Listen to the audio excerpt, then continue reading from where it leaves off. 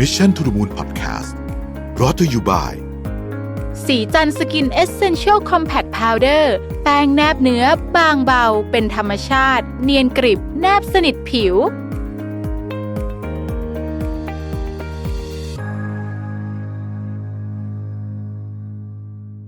So this is a great honor for you to be here. Can you please introduce yourself a little bit another time for our audience, please? Sure.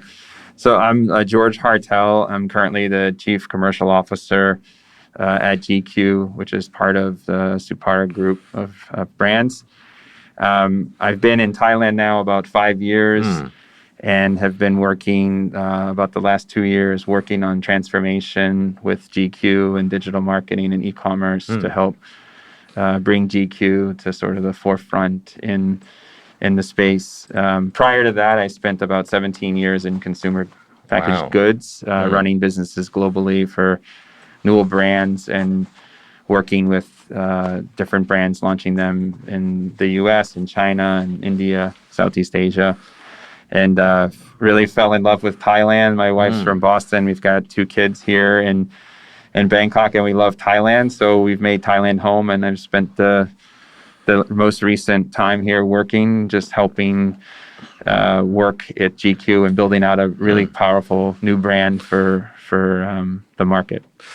I would say that these past 2 years, or maybe last year, GQ has a lot of attention from the market. And I think we start off with a very interesting ad about a white shirt, and then it has been coming up since then. Can you please tell us about, what is behind the whole thinking about this change, I would say?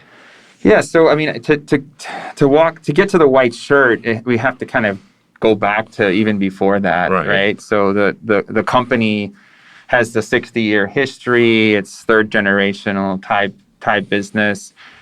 And, the business has grown up through department stores, no e-commerce to date at this point. So this is, call it early 2019, late 2018.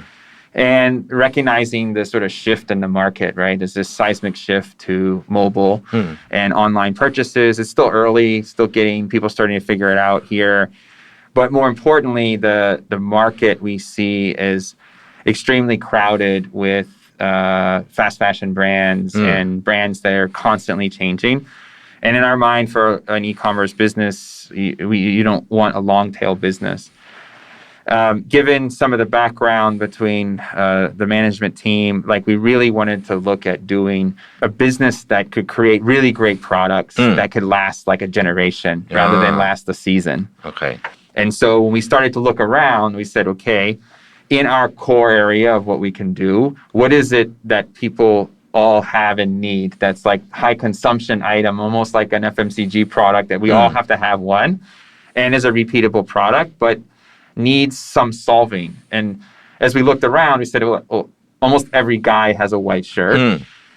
And if you talk to men at the time with what we solved with it, you didn't have to go very far to start talking and asking them what the problem was with the white shirt. They were like, it stains, they get a yellow collar, the buttons break, I can't find my size, so on and so on. And so the strategy with the white shirt was to develop a really great product as part of the brand relaunch, and then get behind that and make it like a hero SKU rather than a hero range of products.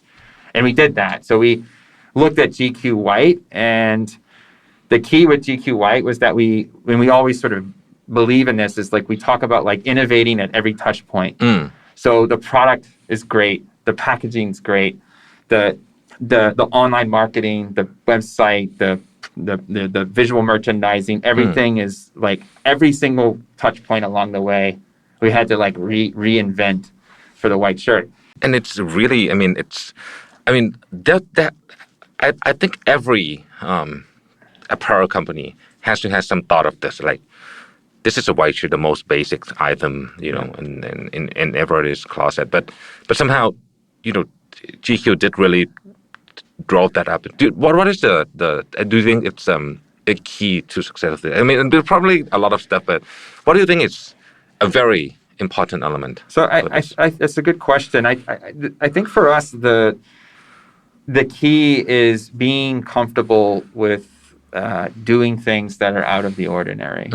And I think we built a team internally, with the exception of, I'd say, a few, like Kuntor Video, which is like more like a movie, in some work we did for PR. A lot of our work that we do is all internal, in-house.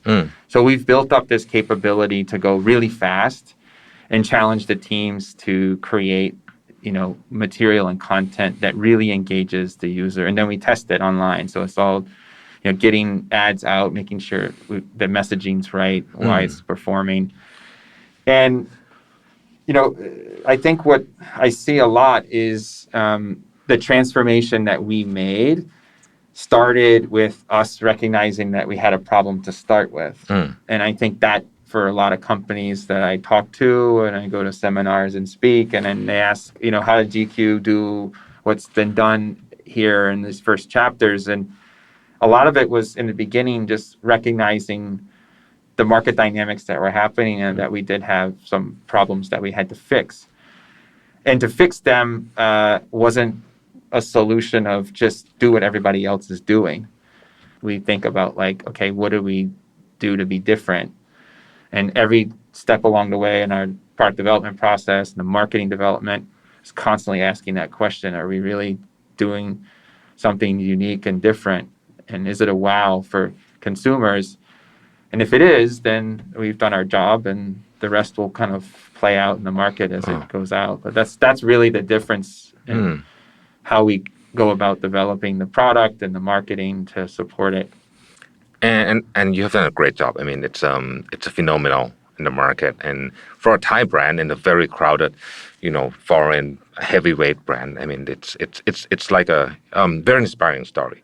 Now, that is 2019, right? Comes 2020, the COVID came. Again, it's would have been a nightmare for most apparel company, but it didn't for GQ. How does the mask thing happen? Well, I had to tell you, there was a pocket in time that there was a huge nightmare for us. And there's so we hit Q1 and we're off to the races. GQ White's on fire. We're launching some variations of it.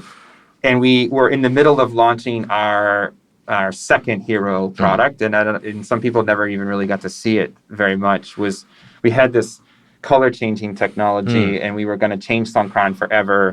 We actually made another video with Kuntor, and it was going to be this incredible push at Songkran to when you spray water on people, the colors of your shirt would change from the water. And we launched so COVID was just starting, right? It was the rumblings.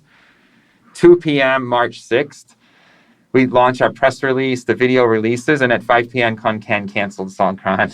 And it started the ripple effect where once Konkan did it, then Pattaya did it, and then on and on. And so March 6th, we were like, oh boy. We have already invested in all the stock, the merchandising, the video, all the online. We had the influencers set up. Press release was out.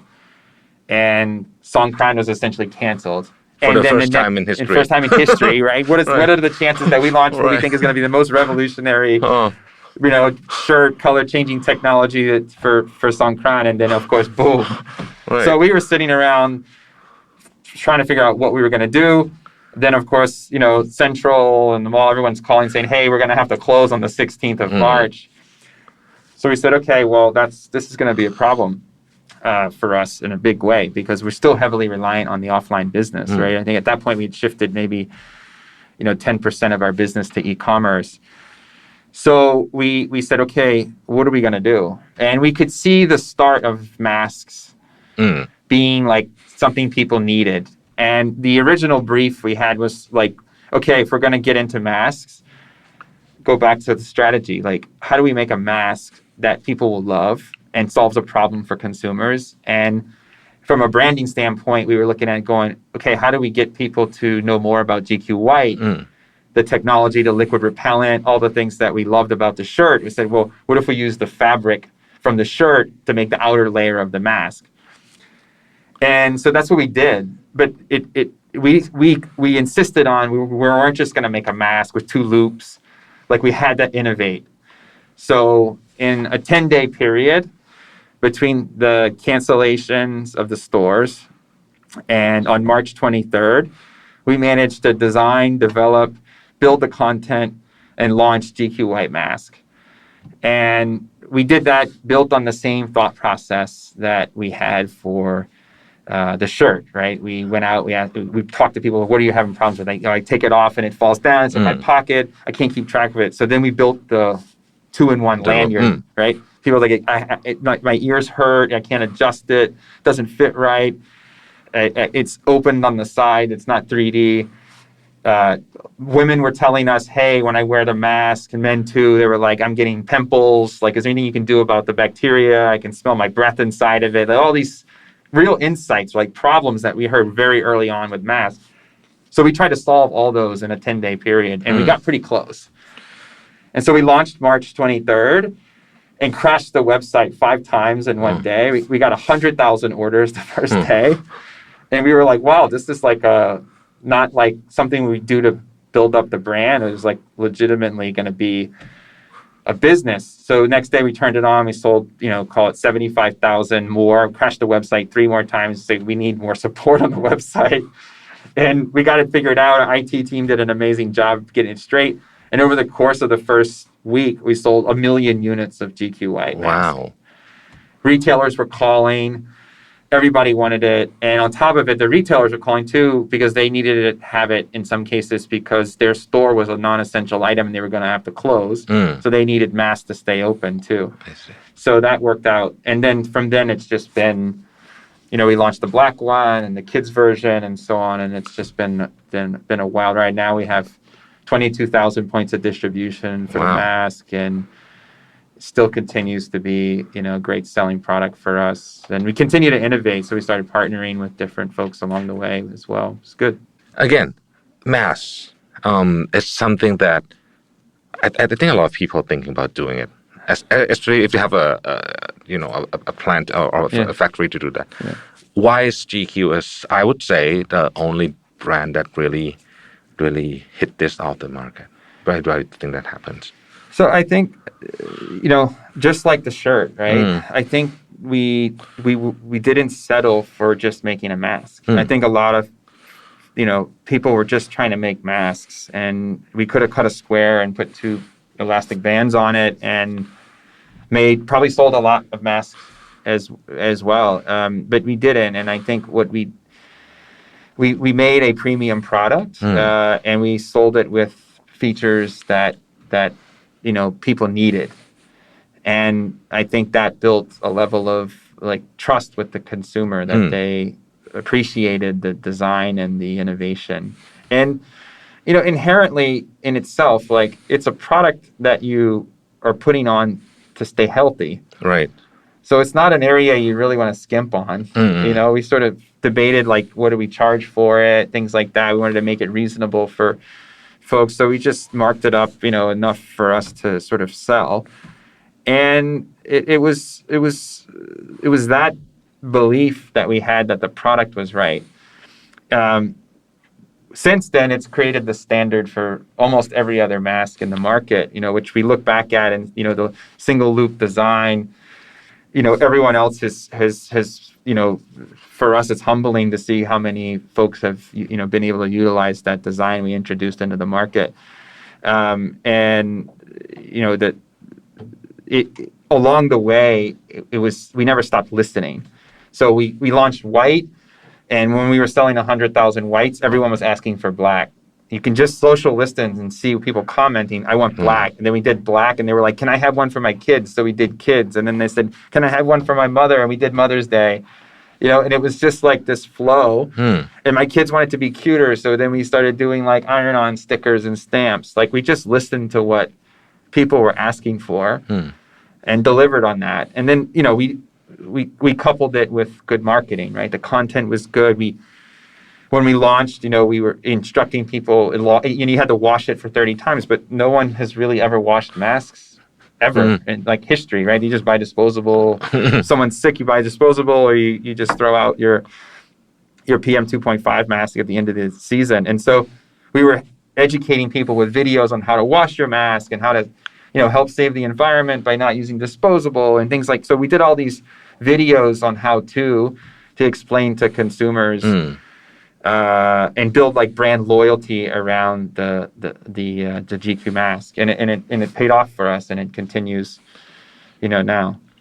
And when the PM 2.5 comes, you also have the new mask, which you are now wearing on as well. Do you think mask going to be something that it's another item that we have to put on regularly from now on?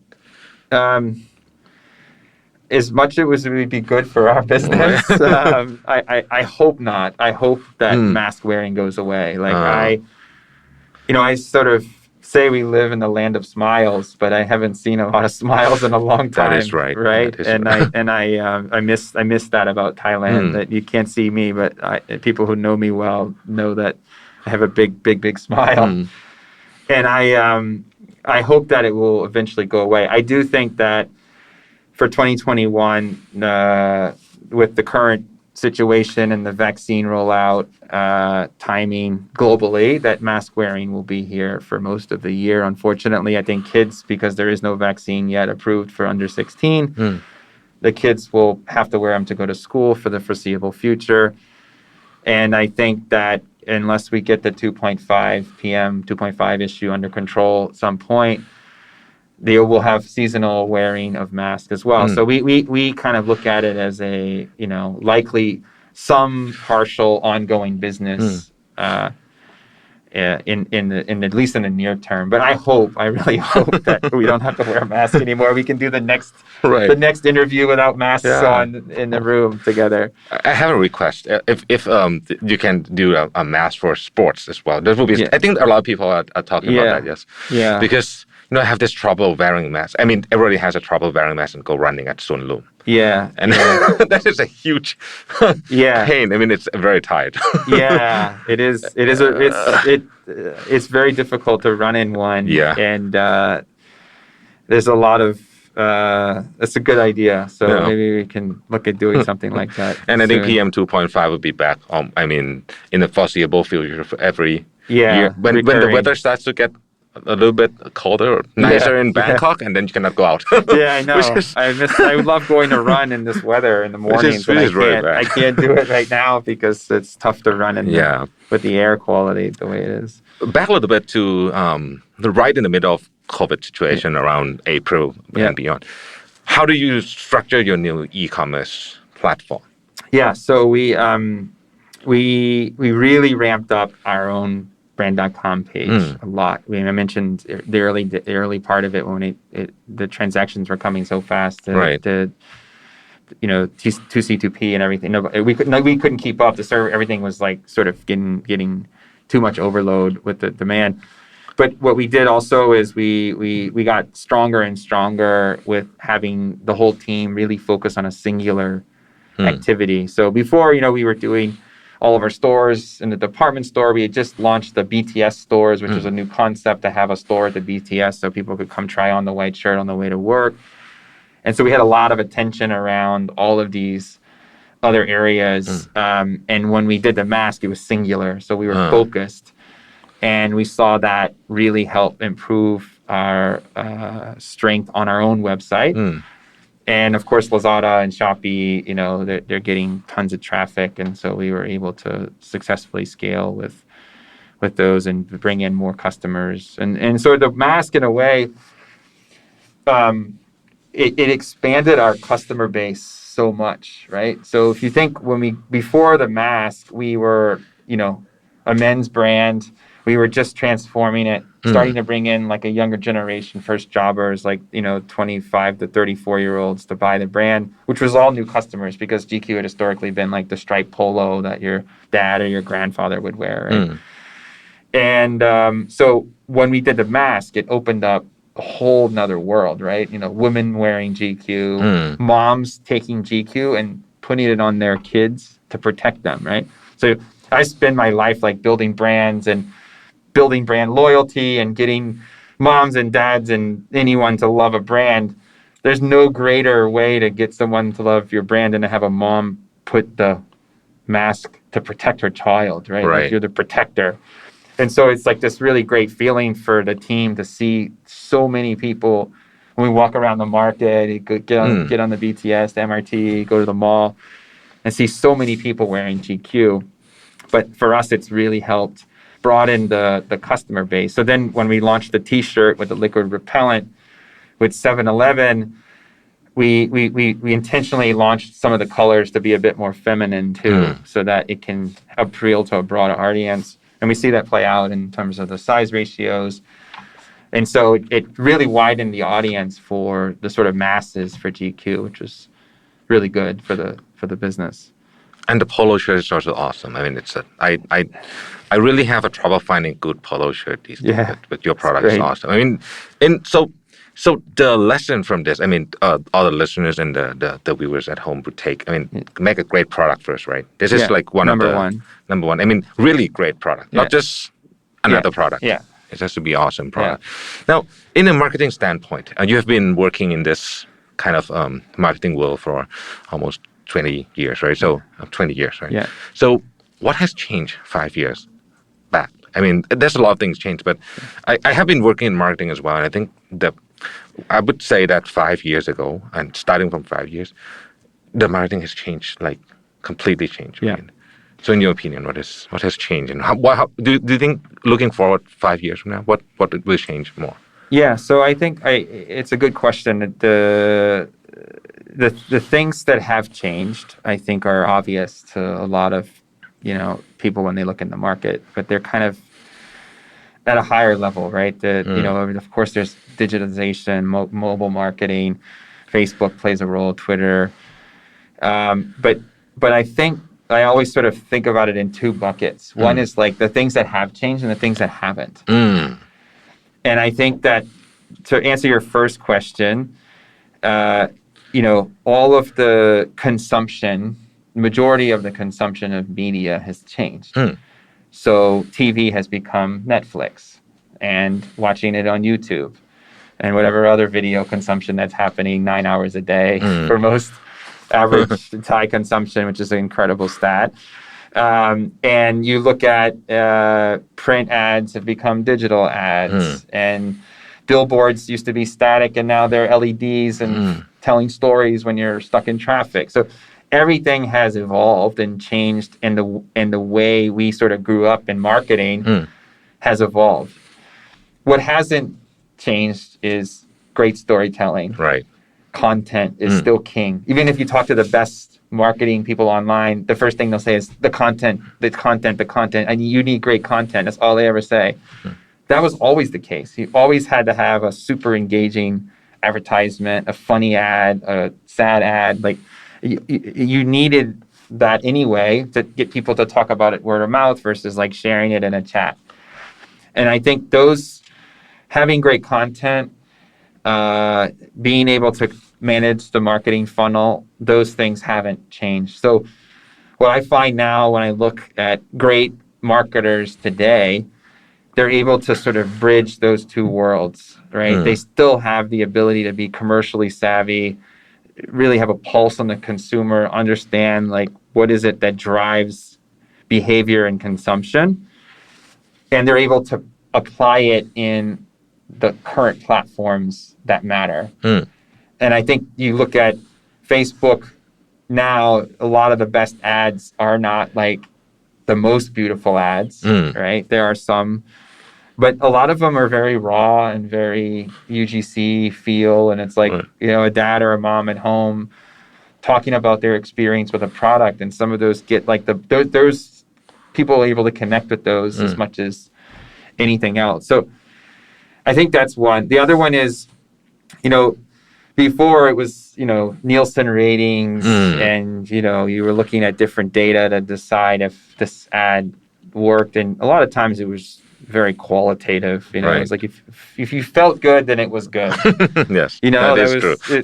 But now it's not the case. Like it's data.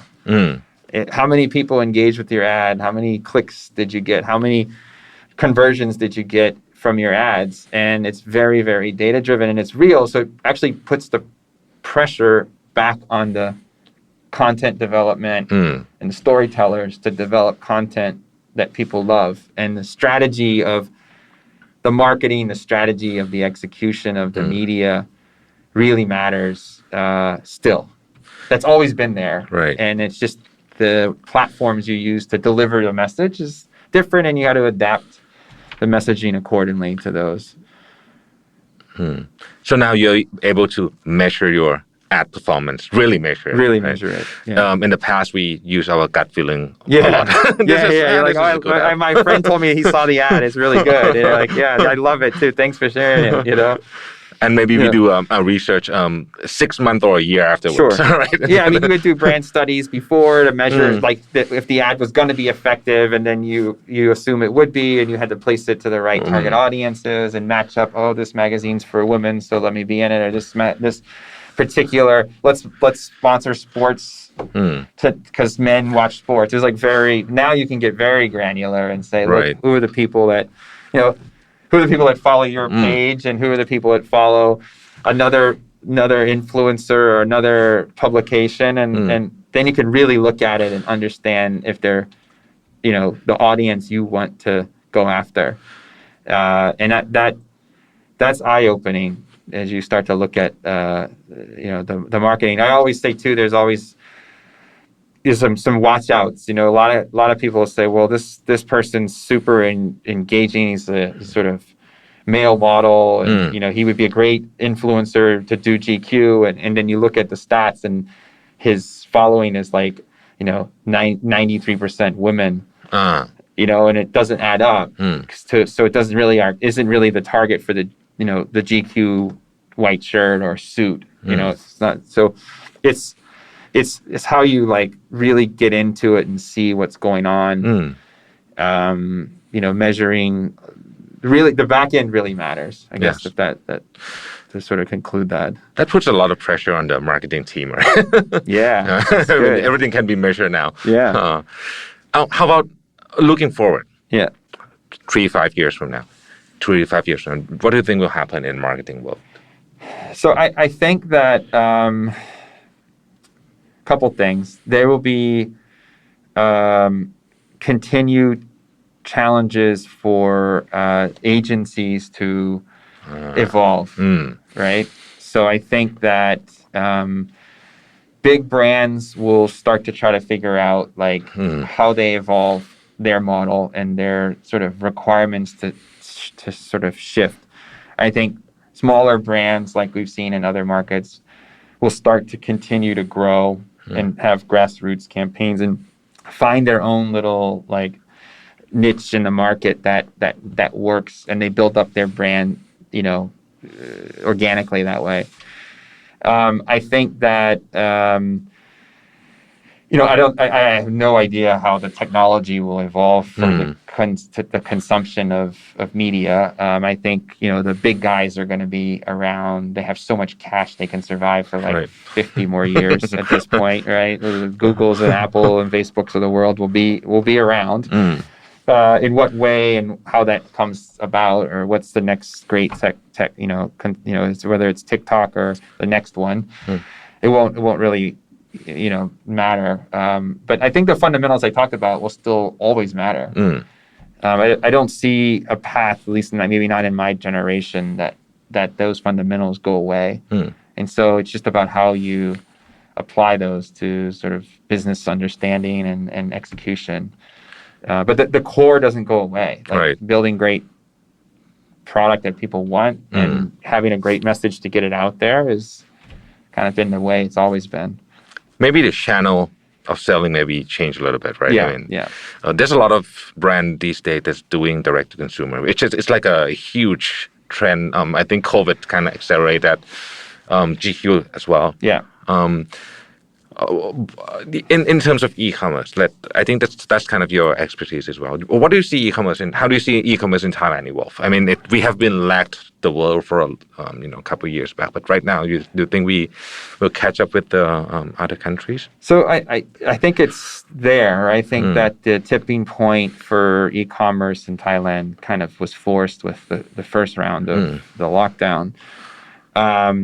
And so it gave brands, it forced a lot of brands to try to change. They had to, like it was like survival. Even if it didn't make up for the loss of online or offline, it allowed, they forced them to get in. And now they've got a taste of it. And they said, well, we can make revenue here. Some of them still can't make profit, but at least they can get revenue. And I think that the pumping that's happening with Lazada and Shopee, Central just launched their app, and they're trying to do something really good, which will get to an omni-channel structure, which I think is important. I think if you even look at China's sort of the best of the best with e-commerce. Right. They still rely, 75 to 80% on bricks. So you still need offline. I just think that it's going to be a combination of the two now. Like you can go have an experience and shop in your phone and pay with whatever payment platform survives in Thailand, and I think that will be okay. But I think that it's here to stay, and then if you're not in it now, I think you got to get in, and it's critical. Your other question was about D2C, right? I think those are different in a way. Like I think we in the middle of COVID, we actually launched a D2C brand in the U.S. from Bangkok. A lot of teams here don't realize, but separate from the GQ transformation under Supara, we launched a direct-to-consumer only e-commerce business in the U.S. selling kids masks, under school mask pack, and that business has been tremendously successful.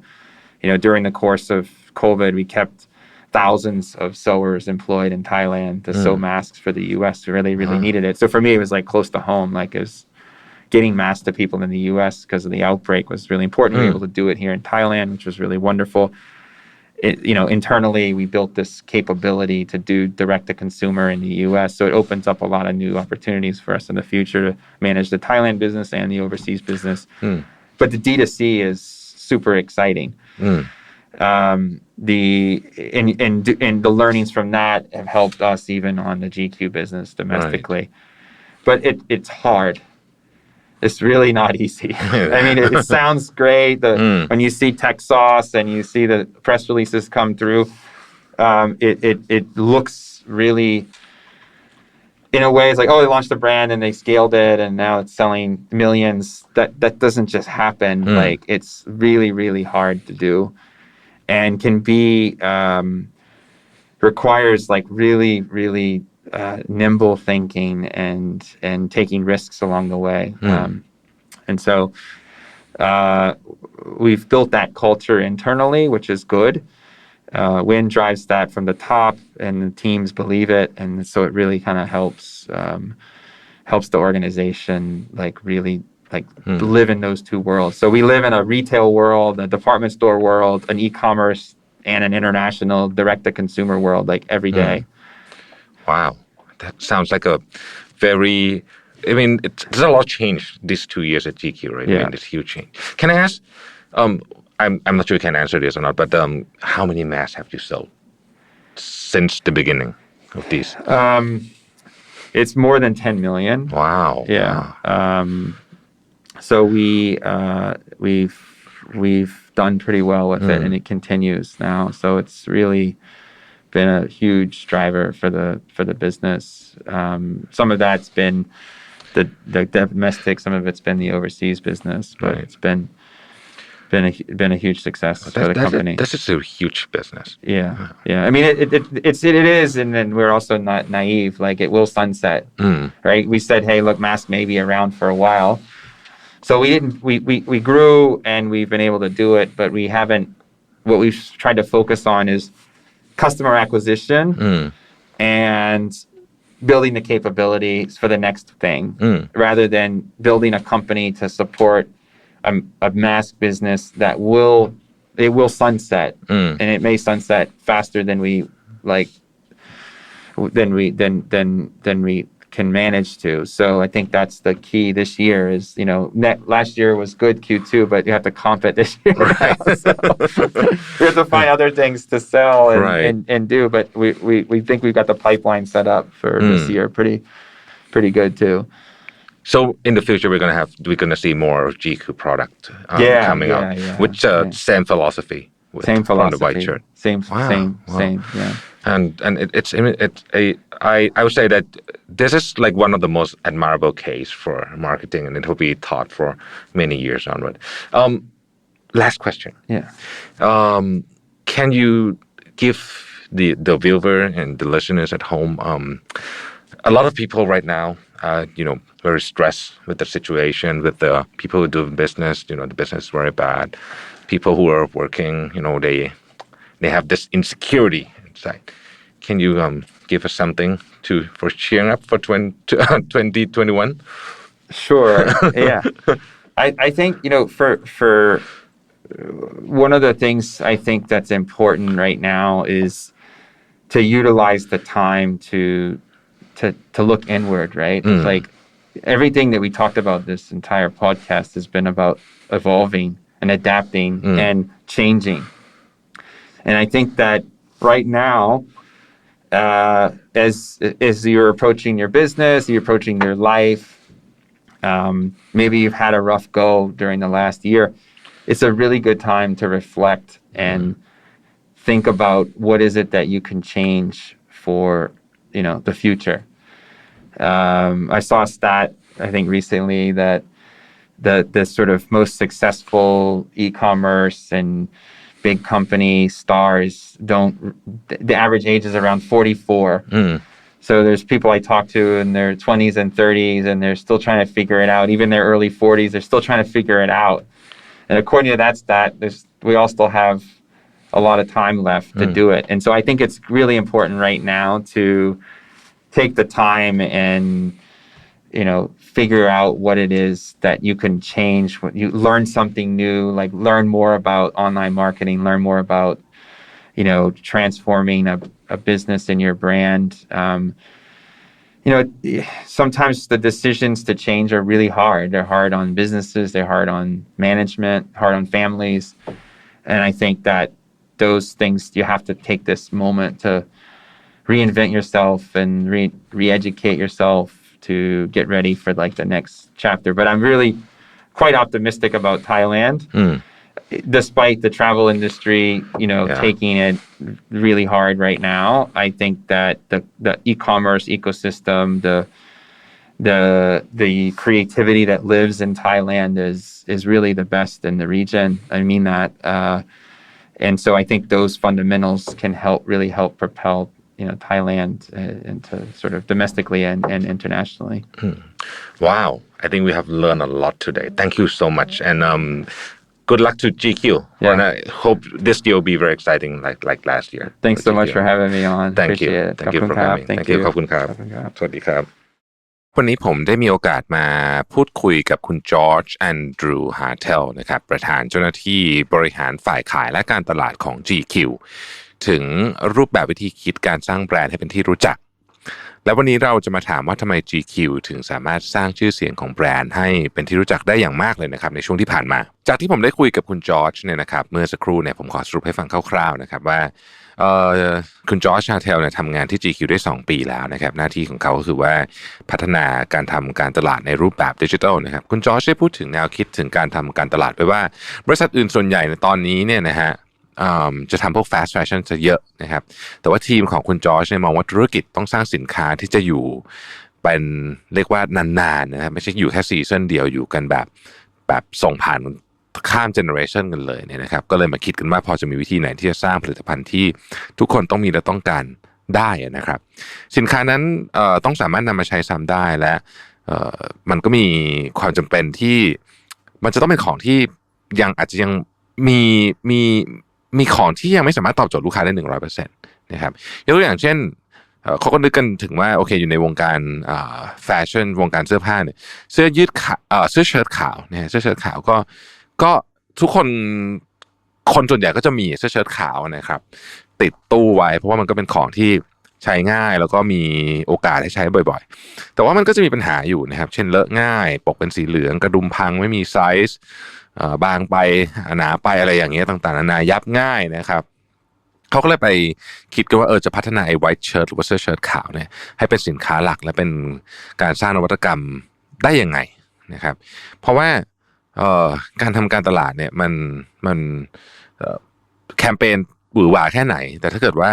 สินค้าไม่ดีนะครับบรรจุภัณฑ์ไม่น่าสนใจก็โอกาสสำเร็จก็ยากนะฮะเมื่อถามถึงว่าสิ่งสำคัญที่ทำให้ GQ แตกต่างและโดดเด่นกว่าแบรนด์อื่นเนี่ยคืออะไรนะครับอันนี้ก็น่าสนใจนะครับคุณจอร์จบอกว่า GQ จะมองดูการตลาดในช่วงนั้นว่าเป็นยังไงบ้างเกิดอะไรขึ้นนะครับแล้วมีปัญหาอะไรที่ต้องแก้ไขไม่ใช่ดูว่าคนอื่นทำอะไรอย่างเดียวนะครับแต่ต้องคิดตามว่าจะพัฒนาสินค้ายังไงการตลาดจะทำออกมายังไงแล้วมันเข้าเอกลักษณ์ของแบรนด์หรือเปล่าเข้าเสร็จแล้วลูกค้าเนี่ยเห็นแล้วจะรู้สึกตื่นเต้นไหมนะครับถ้าทำปัจจัยต่างๆเหล่านี้ได้เนี่ยก็เรียกได้ว่ามาถูกทางแล้วนะฮะสถานการณ์โควิด -19 เนี่ยส่งผลต่อหลายแบรนด์นะครับแน่นอนว่า GQ เนี่ยก็มีผลเหมือนกันแต่ว่ามีทั้งผลลบผลบวกต้องบอกอย่างนี้แล้วกันเนาะคือคุณจอร์จเล่าให้ฟังว่าก่อนเกิดสถานการณ์โควิด -19 เนี่ยเป็นช่วงที่ GQ White ขายดีมากนะครับแล้วก็เตรียมจะเปิดสินค้าตัวที่2เป็นเสื้อที่เปลี่ยนสีได้เมื่อโดนน้ำซึ่งก็เป็นเหมือนกับกิมมิคของสงกรานต์อะไรแบบนี้เนี่ยนะฮะเรียกว่าถ่ายทำทุกอย่างเตรียมพร้อมไว้หมดแล้วแบบพร้อมจะออกตลาดแล้วนะฮะแต่ก็ต้องหยุดนะฮะเพราะว่าเล่นสงกรานต์ไม่ได้เนาะปี 2020 เนี่ยนะฮะที่ผ่านมาซึ่งก็ถือว่าเป็นจุดเปลี่ยนเลยนะฮะ GQ ก็ต้องมาทำเรื่องการตลาดออนไลน์มากขึ้นนะครับแล้วก็เป็นที่มาของหน้ากากผ้าของ GQ เนี่ยนะฮะซึ่งตอนเปิดตัว GQ White Mask เนี่ยนะครับก็ปรากฏว่าโอ้โหมียอดสั่งซื้อจนเว็บล่มไป 3-4 รอบนะฮะตอนนั้นเนี่ยต้องบอกว่าหน้ากากผ้าก็เป็นสิ่งที่พบได้ทั่วไปในตลาดแต่ว่า GQ เนี่ยก็มีวิธีการนะครับในการผลิตที่คล้ายๆกับตอนที่ทำเสื้อขาวนะฮะก็คือมีกระบวนการในการคิดที่ดีไซน์นึกถึงเพนพอยต์ของลูกค้าว่าหน้ากากมันมีเพนพอยต์อะไรบ้างนะครับเช่นหล่นพื้นอะไรอย่างเงี้ยนะฮะก็เลยมีดีไซน์เรื่องของการทำที่คล้องมาอะไรพวกนี้เป็นต้นเนี่ยนะครับแล้วก็ในเรื่องของการขายก็น่าสนใจนะฮะ GQ มีทีมงานดูแลในแต่ละส่วนอย่าง Lazada Shopee เพราะก่อนอันนี้เนี่ย GQ มีเฉพาะ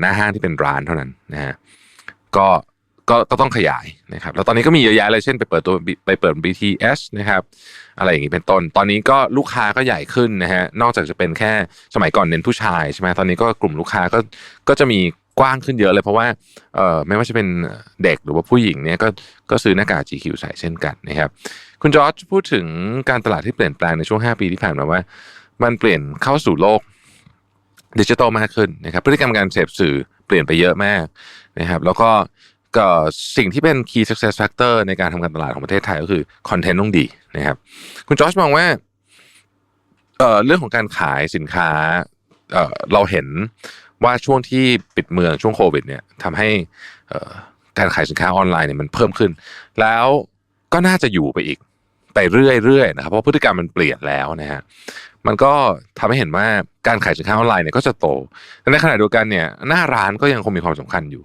คุณจอร์จยกตัวอย่างว่าอย่างประเทศที่ซื้อ product ออนไลน์เยอะอย่างเช่นจีนเนี่ยนะครับก็ยังขายหน้าร้าน 75% นะ 75-80% ขึ้นอยู่ product อะไรนะแล้วเนี่ยคุณจอร์จได้พูดในตอนท้ายว่าในช่วงที่ผ่านมาหลายคนเจอเรื่องหนักๆนะครับมันก็เป็นเวลาที่แน่นอนแหละเหนื่อยนะฮะแต่ก็ต้องกลับมาทบทวนตัวเองนะครับว่าเราจะเปลี่ยนแปลงเพื่ออนาคตยังไงสิ่งสำคัญคือต้องเรียนรู้เรื่องใหม่ๆนะฮะอย่างเรื่องการตลาดออนไลน์ก็เป็นเรื่องหนึ่งนะฮะแล้วก็เปลี่ยนแปลงปรับแบรนด์ให้มันเข้ากับยุคกับสมัยมากขึ้นนะฮะอาจจะดูเหมือนเป็นเรื่องที่ยากสำหรับการเรียนรู้และการจัดการเรื่องอะไรที่เป็นเรื่องใหม่ๆแต่คุณจอร์จบอกว่าประเทศไทยเนี่ยเป็นประเทศที่เต็มไปด้วยความคิดสร้างสรรค์นะฮะอยู่แล้วนะฮะซึ่งสำคัญมากสำหรับการทำคอนเทนต์และขายของออนไลน์นะครับซึ่งเขาเชื่อว่าเนี่ยคือจะเป็นสิ่งที่ช่วยประเทศไทยเคลื่อนที่ไปข้างหน้าได้นะครับขอบคุณและสวัสดีครับ Mission to the Moon Podcast Presented by สีจันทร์สกินเอสเซนเชียลซีรีส์